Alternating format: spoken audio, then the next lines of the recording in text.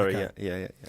So the first one is Yes. coaching versus talent. And what I'm talking about here is how much difference does a good coach make? Example, Okay. you got England at the moment. Awful. I made a comment, and the comment I said to someone was, England scare me a little bit because let's say if England had a stormer and got Andy Farrell to come and coach them. You still think that'll happen, don't you? No. No, I'm just give me a second for me to finish, actually. All right? If he came and coached them now, I reckon they'd win the World Cup. Yes? Now. And that is because... Wash your mouth out, boy. That is because if you look at Andy Farrell, Yep. he has taken Ireland, who were good when he took them over, but he's been able to continue for them to be greater than the sum of their parts. England at the moment are not greater than the sum of their parts.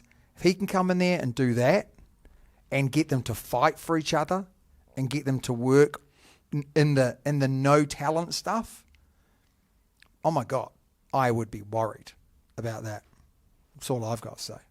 So Could you say that about any nation? no, because you look at Ireland and they are greater than the sum of their parts. Yeah. If you look at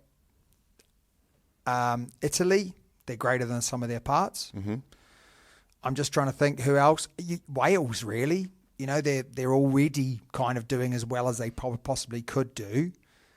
So the only sort of teams are these underperforming teams. New Zealand being one of them. Australia being another. Okay, now Australia at their best are a team that performs greater than some. When was Australia last their best?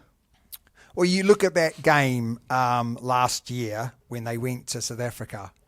They were at their best then because they could put out their best players. Consistently. Yeah. Now, as soon as one or two of them get injured, they struggle. But if Australia have their preferred 15 players on the pitch, they're a hell of a side. Hell of a side. And you saw that against the Lions last year as well. You know, where they won the last test. They won the last test. They did win the last test. They lost the first two. Second one was very close. Won the last one. All right? So you look at them and say, with England, we've always said they've got the players, they've got the finances, something doesn't quite work, right? That's happening at the moment. Andy Farrell is a guy that the players would look up to. It's like when Sinfield, he's part of the England team, they hang off every word of him, right? You put an Andy Farrell on top of that, it would be impressive. But I don't think he's going to take the job, but he will take the job after the World Cup. Then he'll have a different group of players. Can he then take them through? We'll have to wait and see. But I think at the moment, England's group of players they've got, with the right head coach, could go a long way.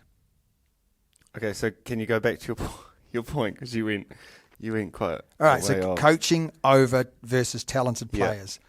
What's more important, talented players or a very, very good coach? What if you could only have one?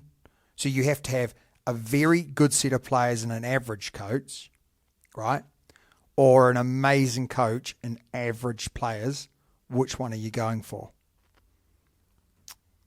Average players, amazing coach. Agreed. Because an amazing For example, coach, 2015 Highlanders group. Yes, they had some exceptional players. Yeah, but not many. No, that's what I'm saying. Yeah. But the core of the team wasn't amazing. No, it wasn't amazing. Who was their coach? Jamie Joseph. Yeah. Yeah, I mean, that was a hell of a run, wasn't it? Marty Banks. Oh, Liam Sapawanga. Yeah. Aaron Smith. Ben Smith. Ben Smith, underrated. The accountant. The accountant, but he really was underrated. Big time. Yeah, unbelievable player. And then when they pushed him out to 14, yeah, he could still do it, couldn't he? He Yeah, could still do it, couldn't he? Didn't like it. Do you know he was one of those guys who, when he got the ball, you thought he was going to get tackled, and he just break out of a tackle. Slippery. He was like an eel, wasn't he? Yeah, slippery sucker. Reminds me of you. So you're saying talented coach. Talented coach. Oh, so what I was going to say before you rudely interrupted me is I didn't interrupt you at all. a talented coach will make an average group of players brilliant. Yes. But he'll bring them together as well. Whereas exceptional team or exceptional players won't necessarily work well together as a team. But like the Blues recently, or like in recent years, they always had so many... That's really good. So many players, so many good players, sorry, but they just couldn't knit together as a team, could they? No. That's a really good example. Blues, great. I mean, you know, some of those Blues teams, they're stacked.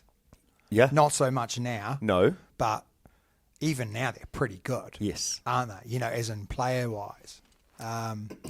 You could argue that Wellington, the Canes, you know, there was years when they had brilliant players and didn't win it. I think they've only won it once, haven't they? Was it only once? I think they've only won it once, yeah. You know, Conrad Smith-Marnonu for like however many years, and they only won one trophy. They were a good midfield, eh? Good midfield, yeah. Real good. So I think an example, and I know there'll be a lot of people out there who will either disagree or agree with me, it's South Africa. I reckon Rassie has taken a set of players and made them greater than the sum of their parts. They're also very good players, but he's made guys like Damien Dearlande and Jesse Creel who were pretty average. Donkeys they were. No, I wouldn't say they were donkeys. I'd say Jesse Creel was. Jesse Creel. He was just a big lard. He had no vision. No, that's what I mean. And no passing game. No. Whereas now, he's got vision and a passing game and a kicking game. Oh. And a good defensive game. Yeah. I actually think he's a good player. I genuinely thought he was shit. I genuinely saw him in the lineup and was happy to see him there. Whereas now, not so happy. They've got a pretty good team, don't they? You know what? He's in great shape as well. Jesse Creel. Yeah. It's all those steroids that they're taking. The juice, isn't it? Those South African, those Saffers, they love a bit of squash, don't they? So we're both going for coaching. Yep. Over talent. Now, it kind of brings me on to the next talking point, which was